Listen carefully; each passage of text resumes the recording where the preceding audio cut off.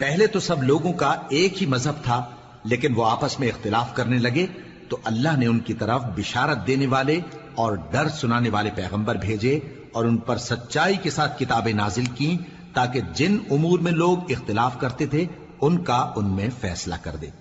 اور اس میں اختلاف بھی انہی لوگوں نے کیا جن کو کتاب دی گئی تھی، باوجود کہ ان کے پاس کھلے ہوئے احکام آ چکے تھے، اور یہ اختلاف انہوں نے صرف آپس کی ضد سے کیا۔ تو جس امر حق میں وہ اختلاف کرتے تھے اللہ نے اپنی مہربانی سے مومنوں کو اس کی راہ دکھا دی، اور اللہ جس کو چاہتا ہے سیدھا رستہ دکھا دیتا ہے۔ کیا تم یہ خیال کرتے ہو کہ یوں ہی بہشت میں داخل ہو جاؤ گے، اور ابھی تم کو پہلے لوگوں کی سی مشکلیں تو پیش آئی ہی نہیں؟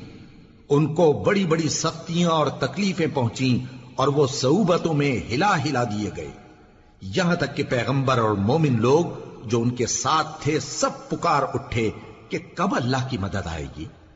دیکھو اللہ کی مدد ان قریب آیا چاہتی ہے۔